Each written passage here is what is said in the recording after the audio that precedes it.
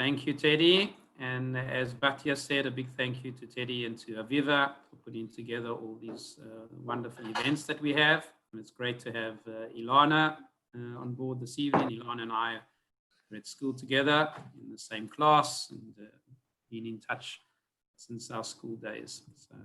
So it's a great reunion here. So I want to just talk a bit about Telfed, the organization that stands behind today's event before we start. We'll take a few minutes for that, and then I'll give the baton back to Teddy to move to the official part of the evening. So Telfed was created in 1948. So we celebrate our birthday every year together with the State of Israel. And we were founded to look after the 800 Machal soldiers that came to volunteer in the War of Independence. There were 800 soldiers that all had World War II experience that was sent by South Africa, by the South African Zionist Federation, to help the newly formed IDF in the War of Independence. And thank God they were successful. And we're here today because of that. And after the war, so the Zionist Federation said, you know what, close up shop and come back home. But lo and behold, a lot of those 800 wanted to stay. And therefore, since then, we have been dealing with South African Klita. We're now also dealing with Australians and also helping the Brits as well with our volunteers throughout the country, together with the Hitachdut Olei Britannia. So just looking at the staff component and what Telfed does, we have a full-time Klita advisor that starts dealing with the Olim before they make Aliyah to help them plan their Aliyah and their Klita. We have a full-time social worker to help those that are going through a difficult time. And Telfed supports over 450 needy Olim every month that are having a difficult time, especially now dealing with the COVID-19 pandemic. We have a full-time employment advisor. It's obviously a very big issue when somebody's making Aliyah about how they're going to find a job. She works together with a career counselor to help those people who actually need to change their careers when they make Aliyah. We provide over 500 scholarships every year to students. That's over 2.5 million shekels in scholarships. And we're the only Oleh organization that provides housing. We have 105 apartments. We provide subsidized rental housing for 105 families. And 70% of the income from those rentals goes to help the needy Olim that we support every month. The events that we have, and that's Aviva who's in charge of them and the staff, about 90 events a year, about 5,000 participants. They now all moved to, as we have now, virtual events. And thank you, Aviva, once again for putting these together. And Aviva, as Teddy said, also deals with volunteerism. So if anybody here tonight would like to volunteer, help us absorb Olim in your region, get involved with Telfed, please drop Aviva a line and she'll be very happy for you to join our over 250 volunteers that we have at Telfed. Talking about volunteers, we have with us this evening Batya Shmukla. She's our top volunteer, the chairman of Telfed. So welcome, Batya. And Telfed received 2 awards from the Israeli government, 2 awards of excellence. So you would assume that if we receive such awards, that the government would also fund Telfed. Well, they do, but it makes up less than 1% of our budget. So 99% of Telfed's budget is on our shoulders. We have to raise it. So if you're looking for a really good cause to support, and you're looking where to give your kind donations, I want to ask you to please consider Telfed. Go onto our website. There's a wonderful platform there to give online donations. And you can even get a greeting card. You can send it to somebody in lieu of a gift. There's some beautiful greeting cards there. And I really recommend that you utilize our online platform to make your donations to Telfed, so we can continue the wonderful work that we're doing. So thank you very much. I wish everybody a wonderful evening. I thank Ilana once again for bringing us all together. And I hand over to Teddy to make the introductions. Toda, shalom. Thank you, Doron. Really, thank you all of us for being together as the Telfed family. We're very happy to have Ilana with us this evening and excited to hear about her topic. With degrees in nature conservation and English, Ilana combines both in her work as a writer and a conservationist. for South African entities in South Africa. We're not in the office or in the bushveld. Ilana lectures on Tanach and environmental topics at the Academy of Jewish Thought and Learning in Johannesburg and Cape Town. And she's also head of the Faculty of Education. Ilana honors her skills in Jewish education, particularly in the studies of Tanach via the Nishmat in Jerusalem and connecting with some of the great Tanach educators of today at Michlelet Herzog in Gush Etzion. It is her fervent belief that knowledge of and commitment to the environment is a Jewish value, and she has used both Torah and environmental ethics to create an in-depth course on the subject, Ethics of Eden, developing the subject into several subjects: conservation, sustainability, appreciation of nature, and the 3 R's of the environmentalism: reuse, recycle, reduce, and many other topics throughout the lens of Torah and Talmud, both philosophically and halachically. Finally, Ilana is always happy to take people into the wild, even the urban jungle, to share with them the wonders of nature, of the world, from a Jewish perspective. Ilana is currently studying for her master's in Jewish education through the London School of Jewish Studies and lives in Johannesburg. Again, thank you for joining us this evening and putting us all together. Great, thanks, Teddy. Thanks, Doron. Evening, everyone. Lovely to see you all. Many of you are familiar to me as friends and family, and the rest just look familiar because, you know, all South Africans tend to look familiar, if you ask me. So it's lovely to be here. I'll just start with a little bit of how I got to this idea of helping to save Rhino in my personal capacity. And then I will take you through the steps that we need to take. Well, firstly, the plight of Rhino, and then into what has to be done in order to try and save them. And some of that I was very lucky to be part of for a number of years. What I will say, though, is because we are amongst friends and family, please feel free to firstly put your videos on if you can, because I like to see faces and I like to see if people are laughing at my jokes. It's always quite important. As well as if you have questions, you're welcome to either put them in the chat or, of course, stop me as I'm going along. So please feel free to do all of that as we go along. Great. So on that, as Teddy mentioned, I have a degree in nature conservation as well as a degree in English. I, in fact, am one of Telfed's, I can't say success because I had to leave Israel in order to come back here to get my degree in nature conservation. Working on getting me back there. So in the meantime, what I've done for the last 20 years is work for conservation organizations.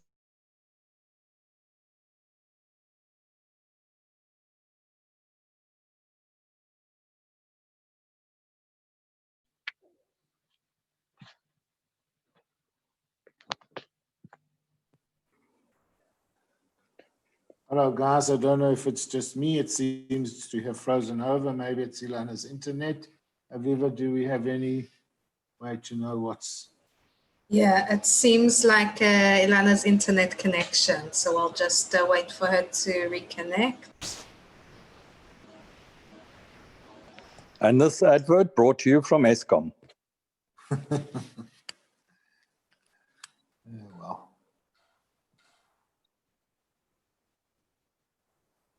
You're probably right, Mesh. Where is Ilana based? Is Ilana in South Africa at the moment? She lives in Joburg, yeah. She's broadcasting from her apartment in Johannesburg, so the chances of an electrical outage is not low. You're just too enthusiastic. At least we'd have a nice chat with everybody online anyway. So going out for coffee with your friends. Ilana just sent me a WhatsApp. She said she's coming back online. Sorry about that. Where was I? You're in South Africa, that's clear. I actually want to say I can't blame South Africa. It's sometimes my computer does this. So if it does this again, please feel free to talk amongst yourselves, and I'll be back as soon as I can.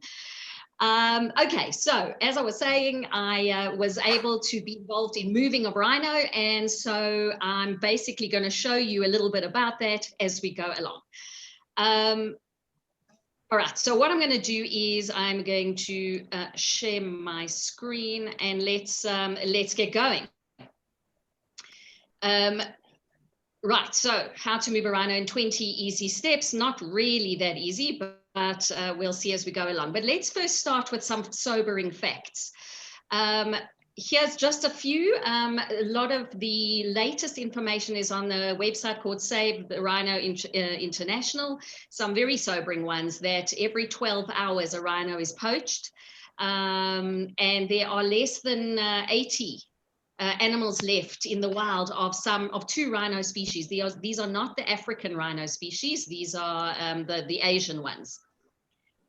You can just see the numbers yourself. Nearly 10,000 rhino have been lost to poaching, which doesn't sound that much until you actually see the numbers involved. And South Africa specifically holds 80% of the world's rhino, and of course has been hardest hit for various reasons, as we'll see as we go along. So just to understand rhino in general, there are 5 species, as we can see here. 3 are in Southeast Asia and 2 are in Africa. The 2, black rhino and white rhino, there were northern populations of both and southern populations of both. There was no difference between them in terms of species, in terms of changes in subspecies, let's call it. But they just changes in the areas that they live. Unfortunately, the northern black rhino is no longer, and the southern black rhino, the northern white rhino, there's only a few left really, and they're not in the wild, so they're basically extinct from the wild. So that's there. As you can see, very low numbers in terms of Southeast Asia. This is the African rhino poaching graph. As you can see here, around 2014, 2015, terrible numbers in terms of poaching. And there's a couple of things here that we need to consider. The one is that obviously when the rhino are killed, this is not necessarily a shot to the head and then the rhino's down. It's often in an incredibly cruel manner. Possibly there's a baby next to it. That's often the case. And there's butchering. I didn't want to show you bad pictures. It's not, you can go and look at them on websites yourselves if you want. But that's the first thing. The second is that while we could say, as we saw before, that, well, we've got, say, 19,000, 21,000 white rhino. That sounds like quite a lot. The truth is that they're spread out and they suffer from habitat reduction. So that means that they won't breed so easily. So it's so the more rhino you kill, the more chance you have of rhino not actually getting together in order to breed. They don't breed easily, etc., etc. As you can see, though, luckily the numbers have been falling. We don't really have numbers for 2020, mainly because we don't have tourism and we don't have people on the ground. Therefore, although of course rhinos are being protected, we just don't have the data that we have had before. Okay, so black rhino, white rhino, as many of you will know this from your time in South Africa, the name black rhino and white rhino has nothing to do with the color, as we know. The white rhino, is the original name for white rhino, was wide-lipped or square-lipped as it's called now, wide-lipped rhino, which was in Dutch, it was weit, and that became white. The black rhino was named after where it was first discovered, and I use that term, in other words, named by a white explorer, and that was on the shores of the Black Umfolozi River. And so it got to be called black rhino. But they're both uniformly gray in general. And so just here are some stats of them, and including the fact that the black rhino is very well known for its grumpy personality. And I know this for certain because on one of the trips I took, one of the black rhino actually gored the leg of our top scientist at the time, and yeah, he got out okay, but it was the rhino clearly didn't appreciate being moved. Okay, just a little bit again about their distribution. You can see from the beige color, this is where black rhino used to be found. They are now found in the separate dots and squares all over the map. If you can see, I hope you can see it here as well for the white rhino. So that's pretty hectic in terms of the range of the rhino and their ability then to recover from the poaching. So very quickly, what do rhinos use horns for? They protect themselves and their calves from predators, and black rhinos use their horns to help find the best leaves to eat by pushing them into the bushes. What do humans use rhino horn for? Well, that's actually a whole lot of things. Yemenite dagger handles were very in vogue for quite a while.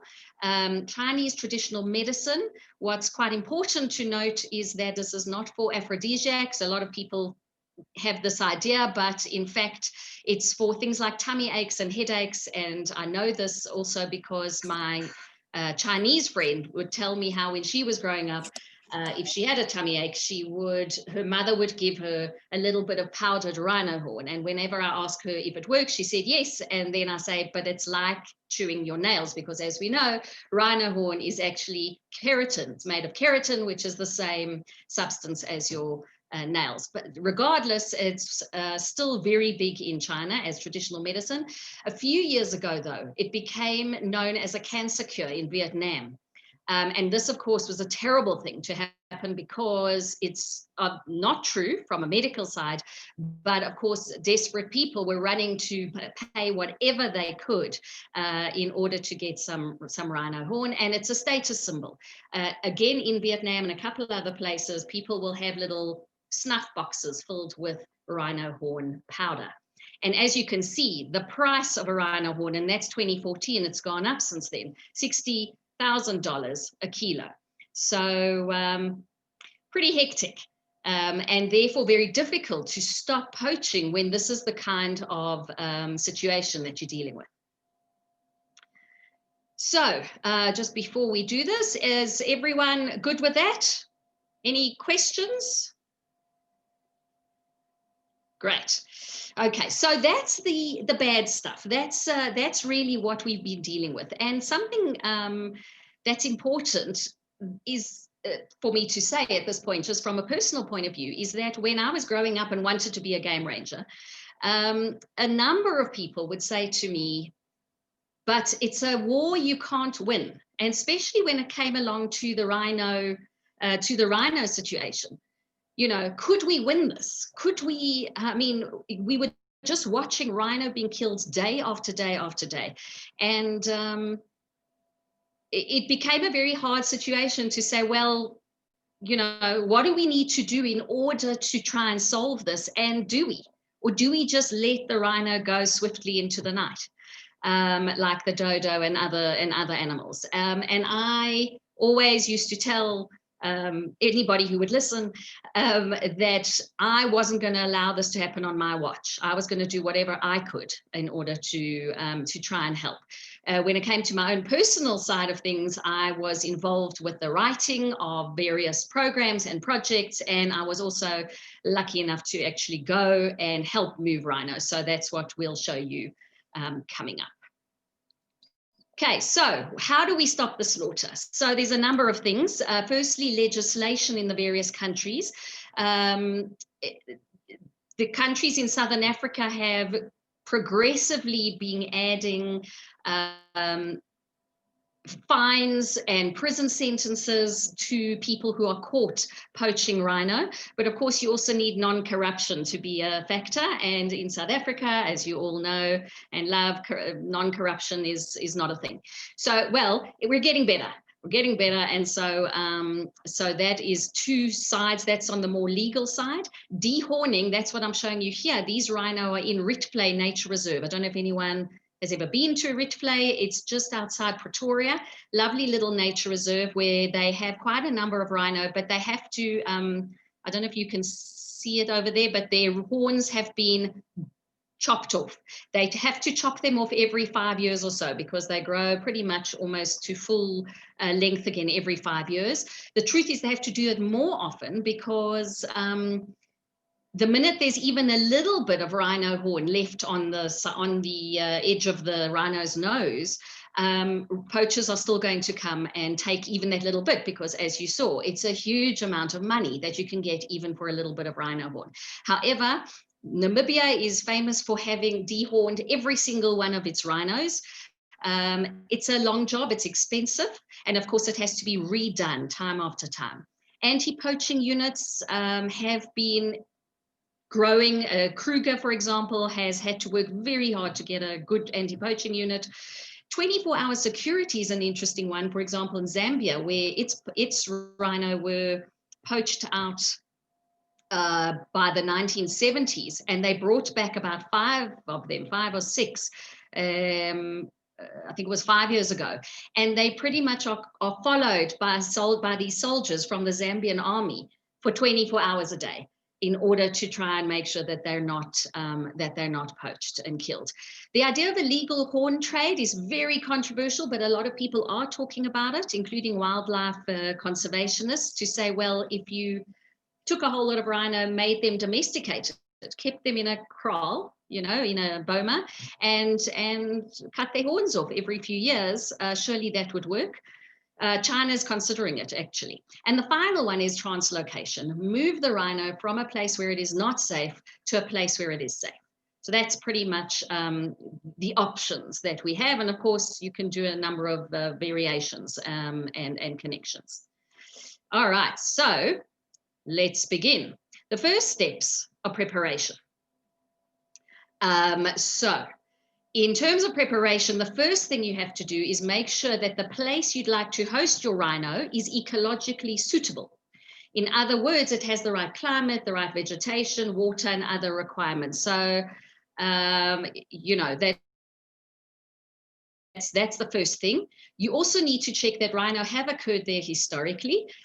This is a picture of an aerial shot of the Okavango Delta. The Okavango Delta, while it's in Botswana, is not fenced, but it is protected by anti-poaching units as well as by the Botswana Defence Force. So they've had a bit of trouble over the COVID time, but in general, they're very, very good at what they do in terms of protecting the area. And so that's the next thing you have to do is make sure anti-poaching units are in place. We do know that rhino were in Botswana before. And so in 2000, Wilderness Safaris was instrumental in starting to bring back rhino, white rhino, to the Okavango. They settled down very well. And then there was talk to try and bring black rhino back in 2015. And that's really where this is coming from. So the next thing you have to do is create a top rhino tracking and monitoring unit. In other words, and this man's name is Postum Mfo, and he and his merry men, that's a friend of mine, not part of the poaching the unit. They put a chip, a satellite transmitter into the horn of every single rhino they have. As rhino babies are born and start to grow, they have to, of course, put them to sleep and put in a little transmitter so that if the horn is taken, they actually can track it down. And there's a very famous story that in Botswana, the first rhinos that were there and had chips put into their horns, one rhino was killed quite quickly, in fact, after they'd been put into their area. And the poachers didn't realize that there was a transmitter. and got a most nasty surprise when the Botswana Defence Forces arrived at his doorstep in some little village and pointed to the exact spot that he had buried the rhino horn in his backyard. So it's a true story, not apocryphal.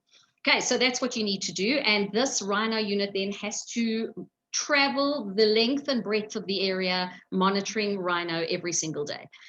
You then have to, of course, obtain support and cooperation of government, provincial departments of wildlife and environment, game reserves, etc., etc. So that is probably the thing that takes the longest, being that we're talking bureaucracy there. So that often does take the longest to get going. Everything else is often ready to go before this is. Okay, then you need capture equipment. You need crates and trucks. As you saw, the rhino can be 2 tons. So that's going to be something particularly heavy to transport.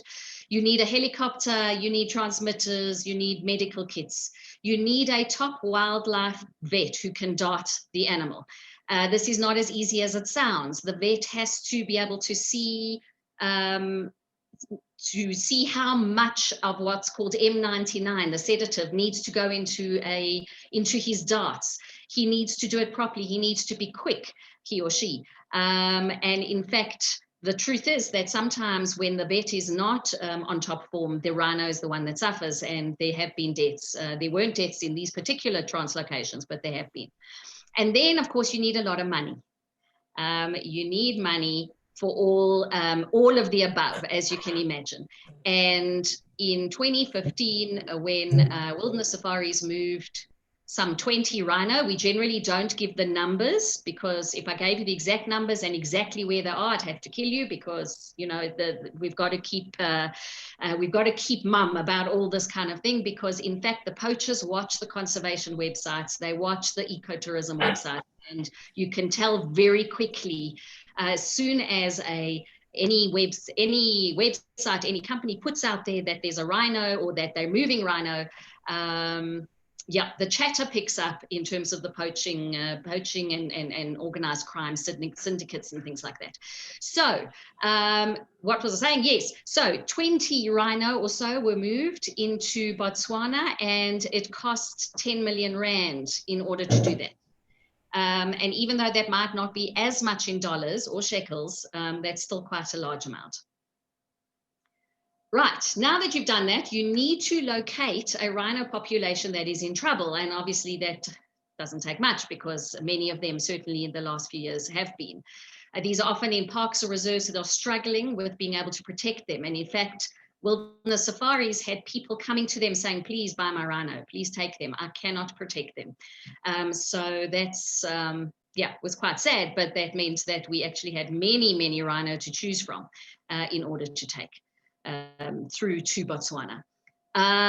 You need to have a certain minimum number so that you can begin building a viable population. As I mentioned to you before, if you've got too many, it's not good enough to have one male and one female. This week's Sidra notwithstanding, one of each doesn't work for most species. You're going to need a number of males and an even larger number of females. That's pretty much how it works in the animal world. So too few, the population is not going to be able to grow on its own.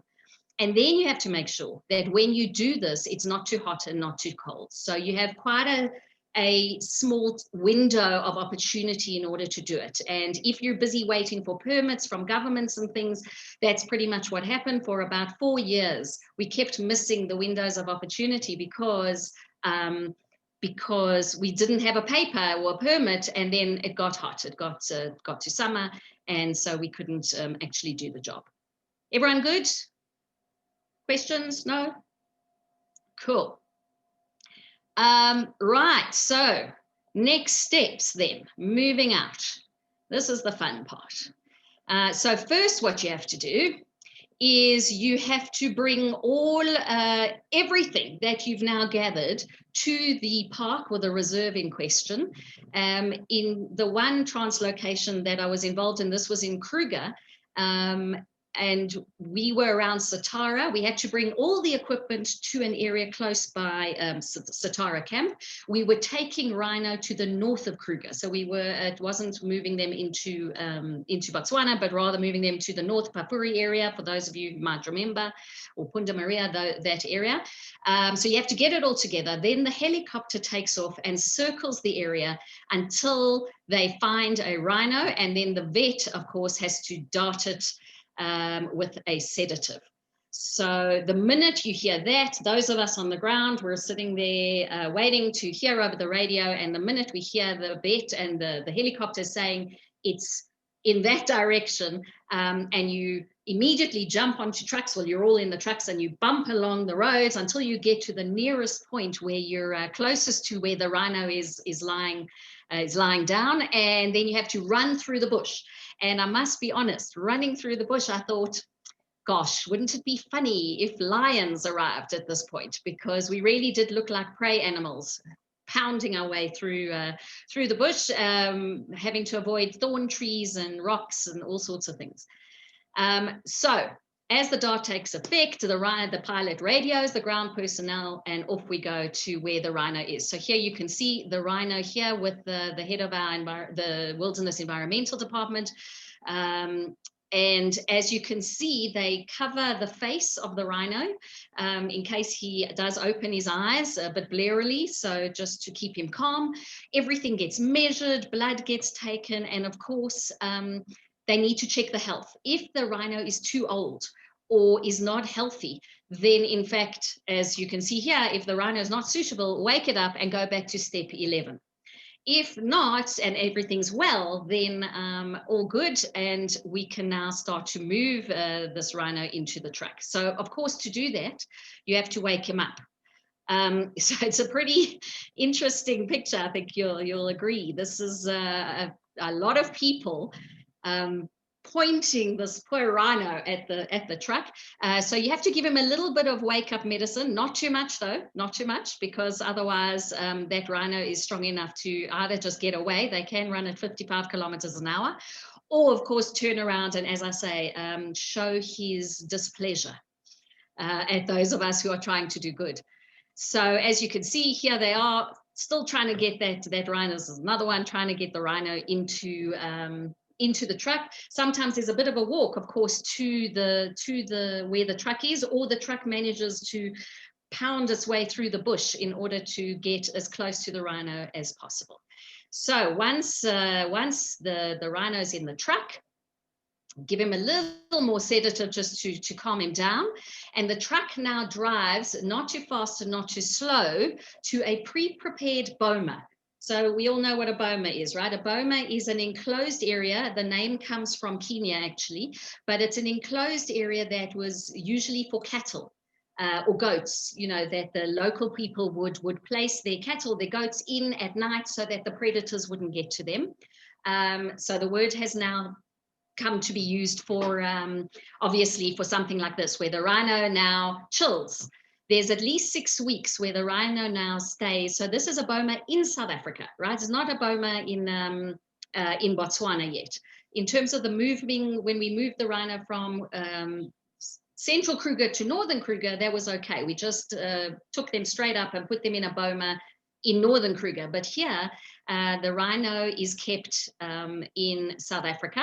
And I sometimes think about how interesting it must be to get lulav and etrog across from Israel into South Africa. And this was basically what was happening here. We had to get the food from Botswana into South Africa, the plant food, and of course their customs and all sorts of fun things to make sure that our rhino do well and are healthy. Right, so now that we've done that, 6 weeks later, we start to move the rhino again. And this was just an unbelievable experience, because when the rhino is judged ready, or the group, they're placed on crates on a truck and driven across the border, and then driven into Gaborone, where the crate is now placed on a Botswana Air Force Hercules C-130, right, which usually transports tanks, which of course is very similar to Rhino. Rhino kind of look like tanks, and way, probably the same. And this was an unbelievable thing to see. The Botswana Air Force donated this to us and flew the Rhino across into a very short airstrip. In fact, the plane kept almost going off into the bushes. So that was a good experience for the pilots, actually. Then once it's landed, as you can see, the Rhino is taken in a crate to yet another boma, where now he or she has a chance to settle down again, spending about 6 weeks in this boma and feeding. And every day, you would get a diary of about every single one of the Rhino. As you can see here, there's probably quite a few bomas here. I think we had about 6 at a time in the bomas. And everyone, it was what he ate and what she defecated and what she did and whether he moved and etc. etc. We discovered one of the Rhino, in fact, was pregnant, for example, so they really had to take care of her and make sure that she had everything she needed and wouldn't abort the fetus in the stress. And then after a suitable period of time, the gate of the boma is opened and everyone watches with awe, and I have to say, not a few tears, as the Rhino takes a few steps into his or her new home.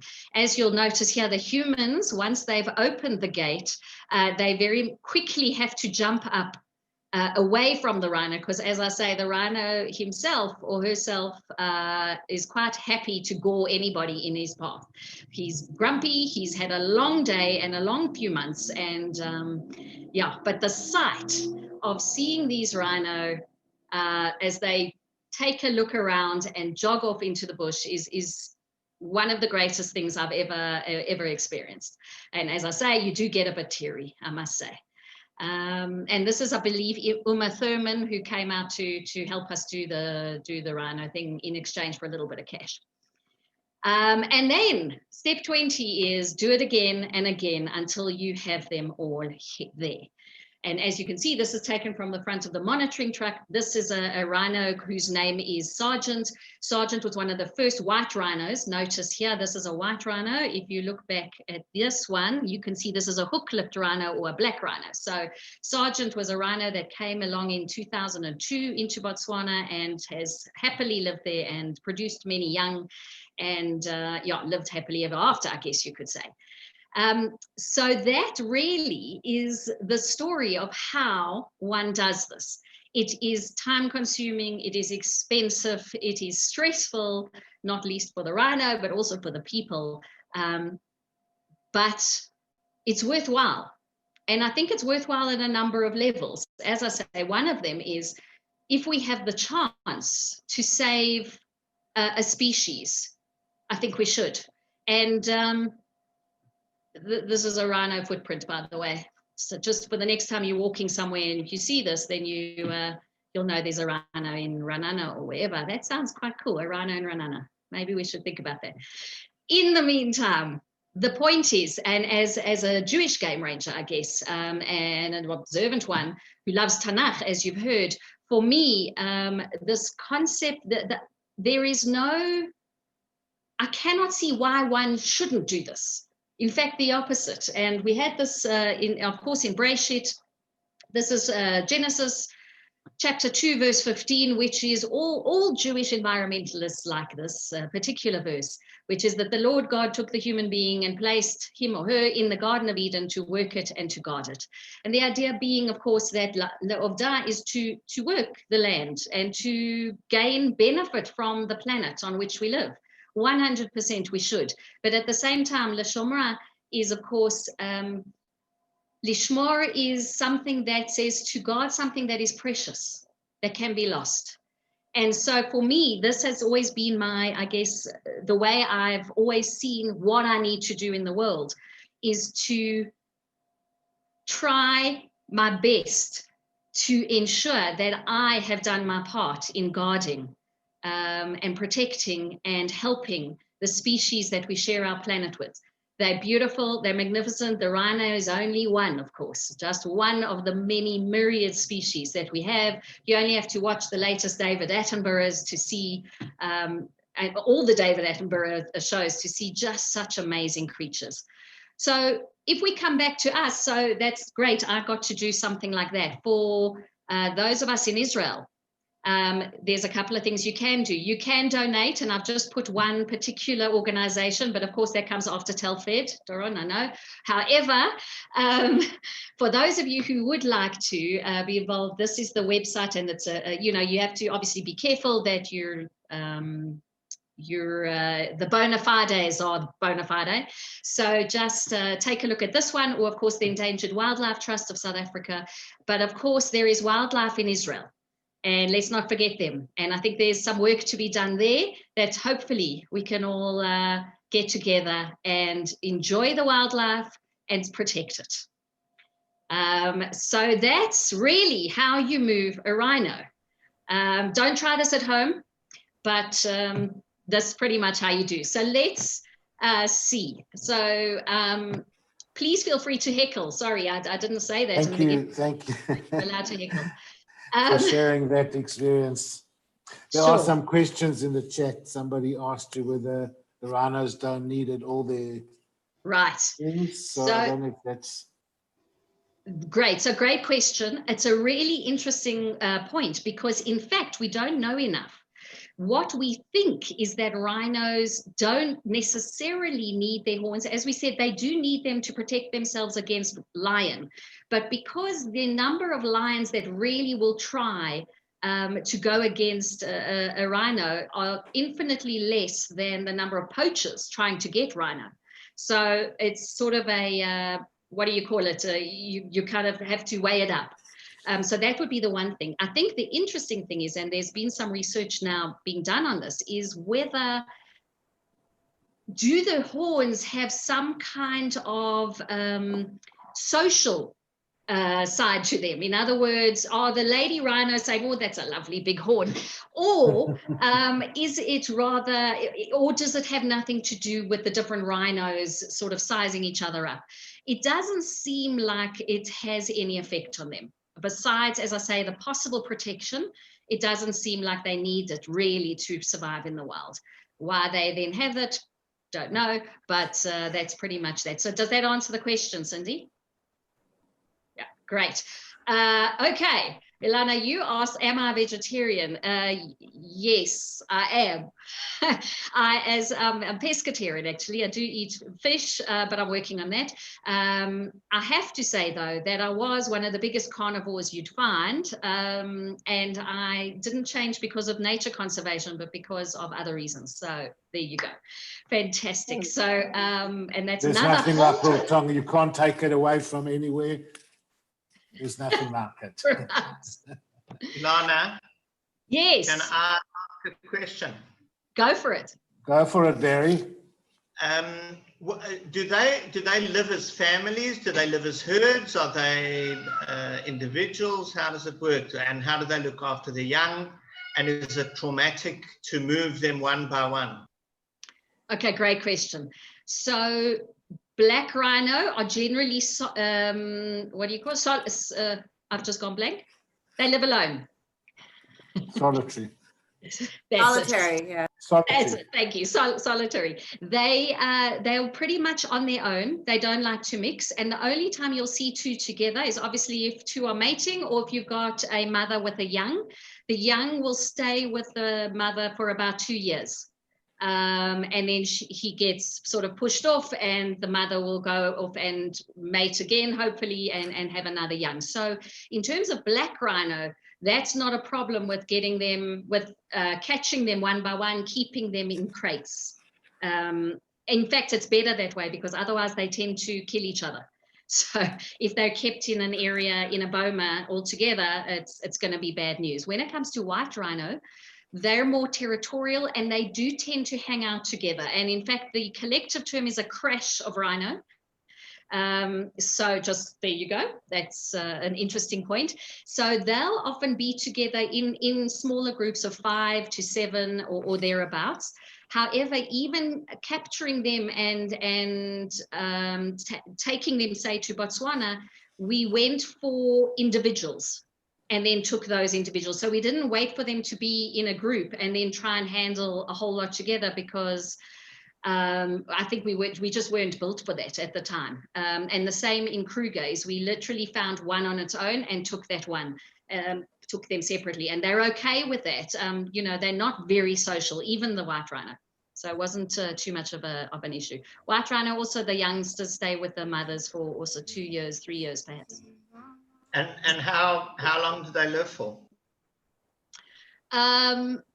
I think, if I'm not mistaken, it was about 12 to 15 years, thereabouts.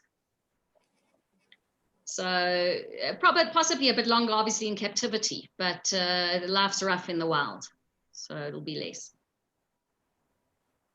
All I wanted to right. ask you a question, if white rhinos and black rhinos can breed together. No, they're separate species from that point of view. They're not even subspecies. They're literally separate species. They diverged on the evolutionary chain a good million years ago or thereabouts, and so they are completely separate. What there is, for example, a slight subspecies of black rhino that's called a desert-adapted black rhino that lives in Namibia. Used to be also in South Africa and the Karoo, but got killed out of there quite quickly. So that could breed with the other black rhino, which is known as the southern black rhino, but that's because they're pretty much one species, just a slight tweak in their habits, really. So they won't be able to breed. Gestation period, good question. Sure, I can't remember. I think, was it about a year and a half? No, I'm going to have to get back to you on that, Vivian. Sorry. And they have one. How many do they have during their lives? I guess they'll have 5 or 6 if we're lucky. In other words, if they've settled in and they find mates. Obviously, not every rhino, you know, likes the other rhino, so they have to work out dating and courtship rituals themselves. Yeah, they can have 5 to 6 or perhaps even more. Obviously, at a certain point, then the female gets too old.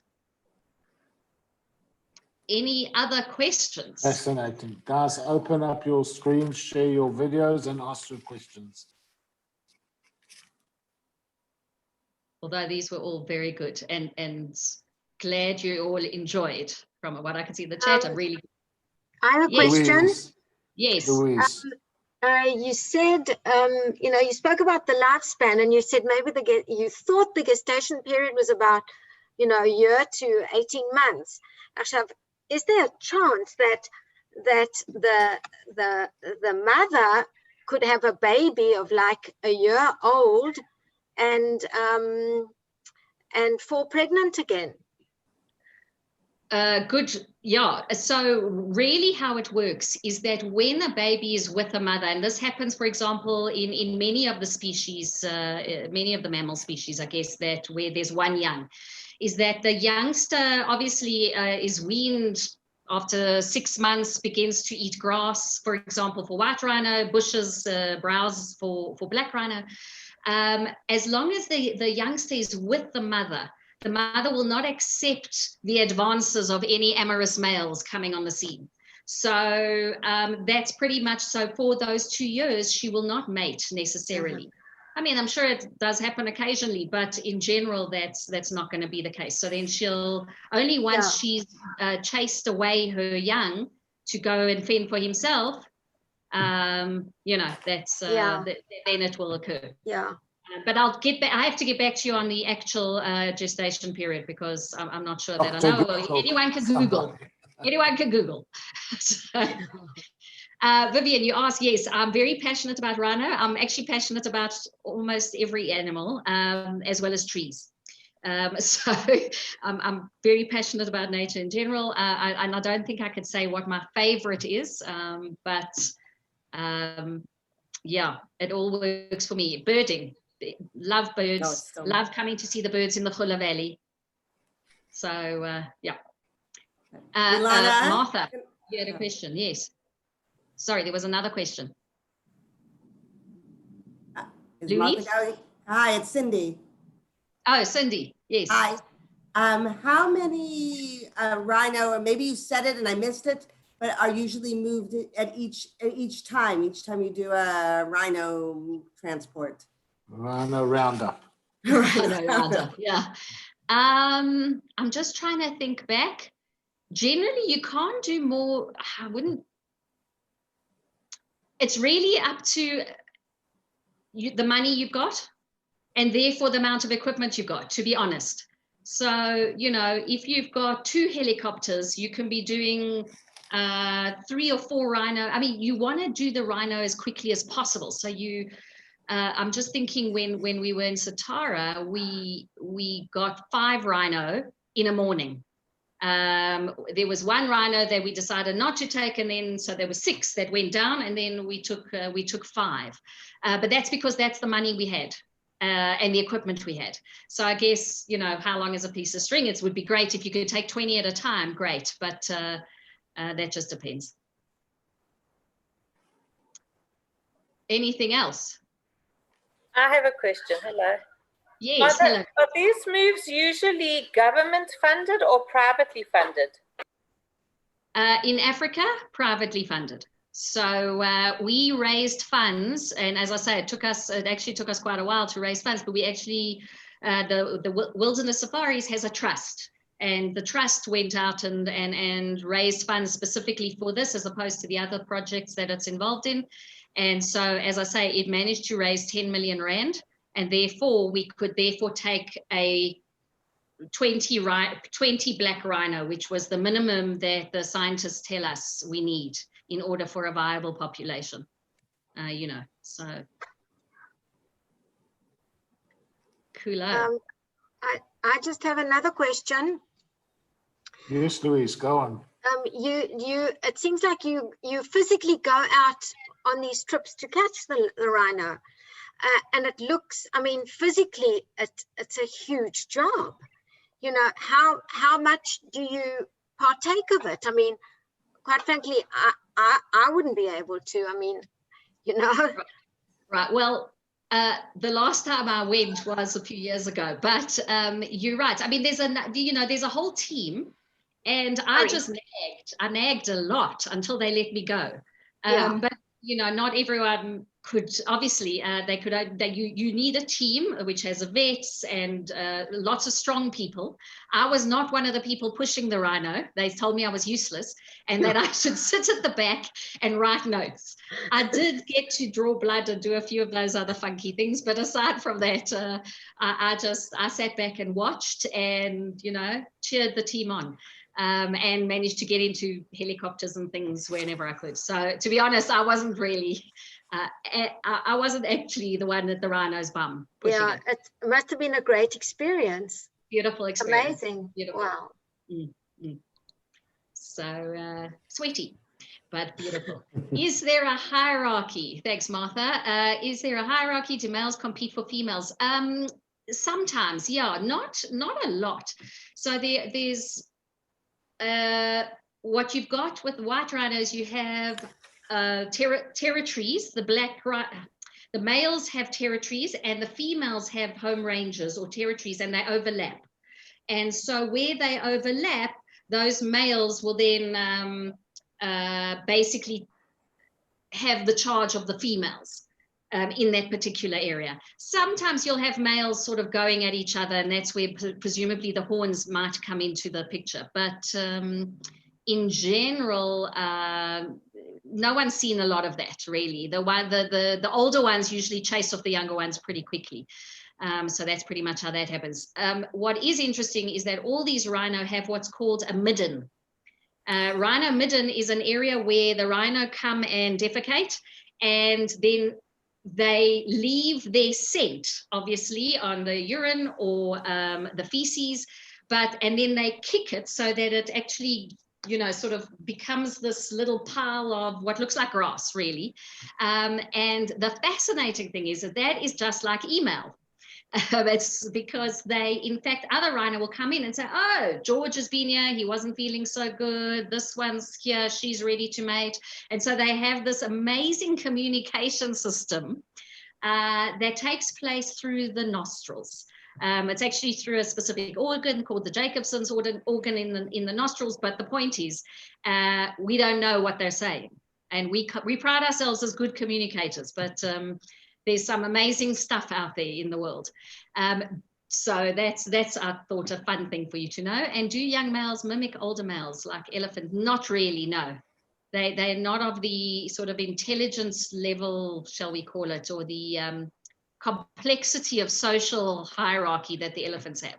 So they kind of don't need to do that. Right. I think, yeah, if that's good.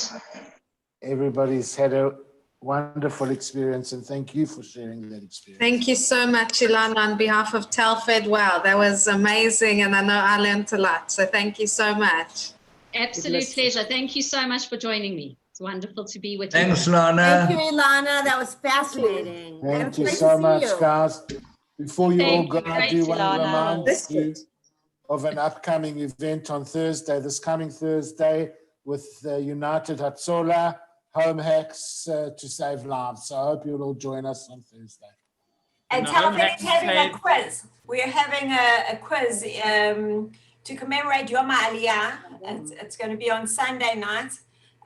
Registration may already be closed, but even if registration is closed, you can watch on Zoom. There are amazing prizes donated by Michlelet. So thank you to Michlelet for their chasut. We really do appreciate that. So if you haven't registered for it, you can still watch it on Zoom. So please look out for the link. Aviva, I don't know if you can send it to everybody just to have a look.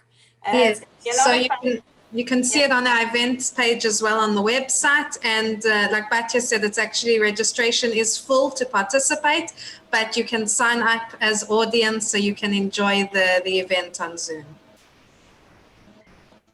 So you can find that on our events page as well. And Teddy, we've missed it. Teddy, does Hatzola have home hacks to save a rhino? Yes. You put your finger through the little thing and...